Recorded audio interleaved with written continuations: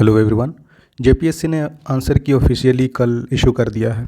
अब जैसा जेपीएससी का प्लानिंग होता है फॉर्म फिलअप से लेकर आंसर की और फिर फाइनल रिज़ल्ट तक उसके अकॉर्डिंग आंसर्स हैं।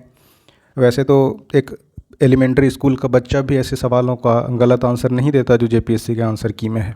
फिर भी हमने कुछ लिस्ट किया है। इसके अलावा अगर माइन्यूटली देखेंगे तो और कई सारे सवाल होंगे जिसके आंसर्स गलत हैं। तो एक बार हम देख लेते हैं। आप इसको, अगर आपने अपेयर किया है पेपर और आप फुल हैं तो आप एक बार अपना रिप्रेजेंटेशन दीजिएगा, क्योंकि क्या पता जेपीएससी कल को ये कह दे कि जिसने क्लेम किया है सिर्फ उसको मिलेगा मार्क्स, अगर आंसर्स गलत हैं या रेक्टिफाई नहीं किए गए हैं या किए गए हैं तो यहाँ से देखिए, अगर मैं कह रहा हूँ बस ऊपर ऊपर से है, अगर और माइन्यूटली हम चेक करेंगे तो बहुत सारे आंसर्स आएंगे जिसका फर्दर गलत आंसर होता है।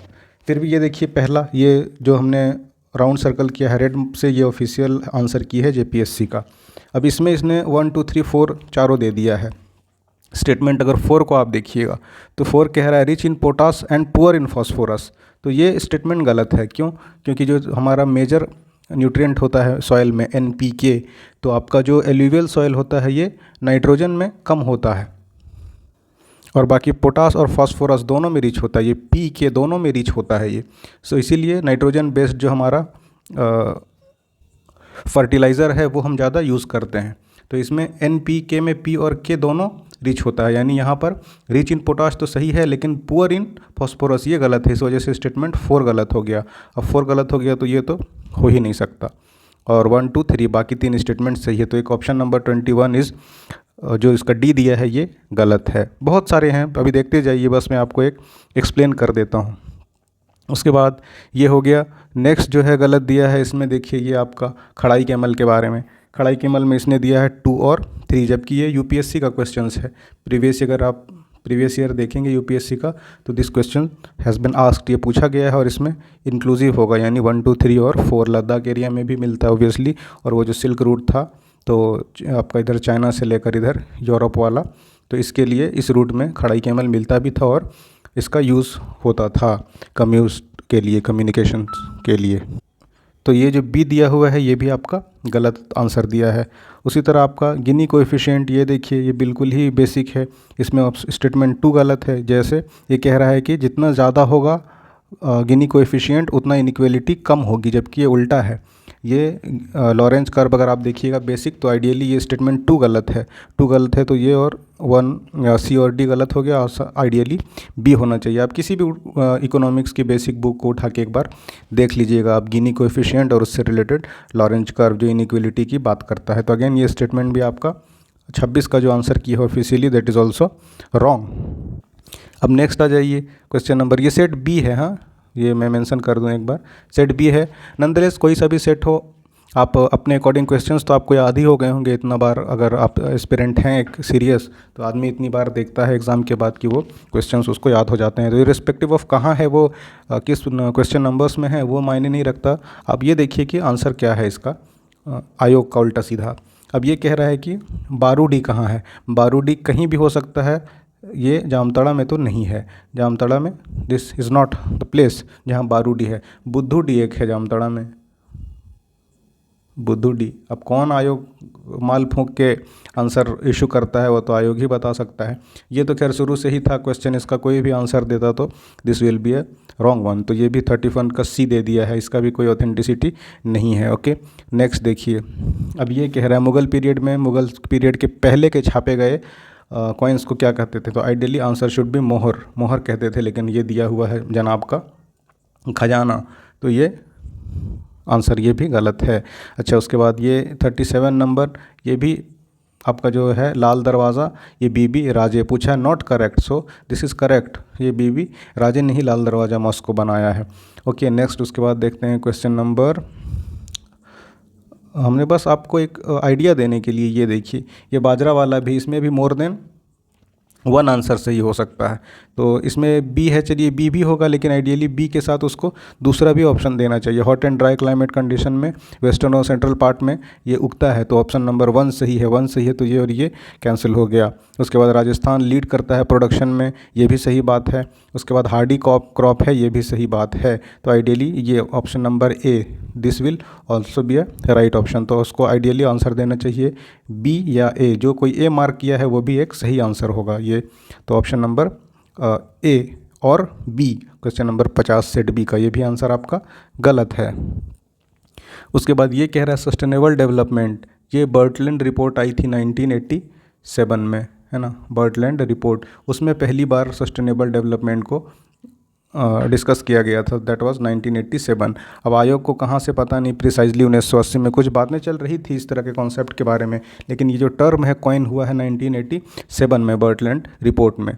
तो एक ये भी आपका 71, इसका भी ऑप्शन नंबर ए रॉन्ग है, राइट आंसर होगा 1987। ओके, ये मतलब बहुत सारे क्वेश्चंस बिल्कुल नॉनसेंस एक।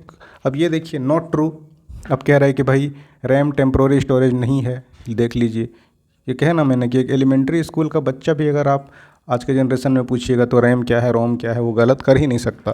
लेकिन आयोग को इतना पता नहीं है कि रैम टेम्प्रोरी स्टोरेज ही होता है। ये नॉट ट्रू में ये कह रहा है कि टेम्प्रोरी स्टोरेज नहीं है। उसी तरह ये फिर अगेन ग्रीवेंसेस जो हम डालते हैं वे प्ली, this is not the term, right term क्या है, cyber venting, option number D होना चाहिए। तो 81 का भी इसने ऑप्शन नंबर वेब प्ली दे दिया है कि जो कि गलत है, आंसर होना चाहिए साइबर वेंटिंग। अब ये देख लीजिए अमेरिकन लॉजिकल यूनिट, आप रैंडम 5-6 के बच्चे को उठाइए और ALU का पूछिए, उससे full form even 3rd-4th grade का जो अच्छे स्कूल का कोई बच्चा है ना, वो बता देगा कि this is arithmetic logical unit, not American logical unit. तो ये हर दिन JPSC नया कीर्तिमान रच रहा है। अगेन उसी को इसने कंटिन्यू किया है, बरकरार रखा है। तो सारा दुनिया के लिए ALU है अरिथमेटिकल लॉजिकल यूनिट, लेकिन JPSC के लिए ये अमेरिकन लॉजिकल यूनिट है। ठीक है, नेक्स्ट क्वेश्चन देखिए। उसके बाद ICAR डे सारा दुनिया में होता है जुलाई में, 16 जुलाई को। इसके लिए 24 नवंबर है, यानी JPSC के लिए। तो ये भी एक महान आंसर है 83 का। उसके बाद ग्लोबल जीन बैंक फिलीपींस में है, लेकिन JPSC कह रहा है कि नहीं भाई पूसा में ही है। अब हो सकता है क्वेश्चन जिस दिन सेट किया उसके बाद वो फिलीपींस से खींच के ले आया होगा भाई दिल्ली में, है ना, पूसा में हो सकता है। मंत्री जी ने फ़ोन किया होगा, मंत्री जी का बेटा कहा होगा कि पापा पूसा मार्क कर दिए, बोला ठीक है भाई तुम पूसा कर दिए बेटा तो क्यों नहीं होगा, पूसा ही करा देते हैं global gene bank. So answer है इसका आयोग के हिसाब से पूसा न्यू दिल्ली, जबकि ideally right answer should be Philippines. All right. उसके बाद नेक्स्ट देखिए शुगर केन क्या है। तो JPSC के हिसाब से कह रहा है कि इसको डे न्यूट्रल है, यानी सनलाइट के सनलाइट का कोई इम्पैक्ट नहीं होता शुगर केन के प्लांट में, जबकि ये शॉर्ट डे प्लांट है, सर्दियों में होता है ज़्यादा। मतलब इसको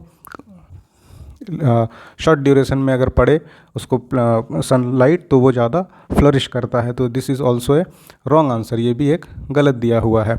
उसके बाद नेक्स्ट देख लीजिए एल्कालीन सॉइल में क्या करते हैं हम, जिप्सम मिलाते हैं। हर जगह आपको मिल जाएगा NCERT में, ये भी इवन UPSC का वन ऑफ द ऑप्शंस है। ये PYQ से लिया गया है, यह बहुत सारे एग्जाम्स में है, पर आइडियली UPSC में भी ये पूछा गया है। लेकिन एल्कलाइन सॉइल के हिसाब से इम्प्रूव इन ऑप्शंस में से किसी से नहीं कर सकते JPSC के हिसाब से। तो ये जो है ना हर दिन नित नए आपका कीर्तिमान स्थापित कर रहा है ये JPSC। अब उसमें कह रहा है संथाल ट्राइब का मोस्ट इंपॉर्टेंट, तो मोस्ट इंपॉर्टेंट इनमें क्या हो जाएगा, ठाकुर देव होगा। क्यों? क्योंकि जो सिंगबोंगा है, सिंगबोंगा का ही दूसरा नाम होता है ठाकुर देव। तो इस बार इसने घुमा के पूछ लिया, ना कि मारांगबुरु इज सेकेंड हाईएस्ट या मोस्ट इम्पॉर्टेंट जो कह लीजिए गॉड है, बट आफ्टर सिंगबोंगा या ठाकुर देव के बाद दूसरा है। क्वेश्चन में पूछा गया है मोस्ट इम्पॉर्टेंट, ना कि second most important. So ideally answer will be Thakur Dev, not Marangburu. Okay, तो ये भी एक देख लीजिए। उसके बाद ये 95 हेड ऑफ द विलेज को क्या कहते हैं, खुटकट्टी रैयत कहते हैं, लेकिन JPSC के हिसाब से जेठ रैयत है। उसके बाद ये थेंदेरी एंड बिदादिरी इस उरांव का लास्ट राइट होता है, लेकिन JPSC कह रही है कि नहीं भाई ये मुंडा का होता है। तो ये भी एक आपका ऑप्शन नंबर 96 का जो सी दिया है it will be D, Oraon last right, not Munda last right. तो इतना सारा क्वेश्चंस का मतलब एक फर्स्ट इंस्टेंस में ही आपको एक झलक में ही दिख जाएगा कि आंसर्स गलत हैं। अगर आप काउंट करें तो 1 2 3, उसके बाद इधर आपका 4 5 6 7 8 9 10, उसके बाद और आगे बढ़ी 11, है ना, 11, उसके बाद आपका 12 13 13, है ना 13, उसके बाद और फिर इधर था हाँ 14 15 16 17 18 19 20 एक ये भी है।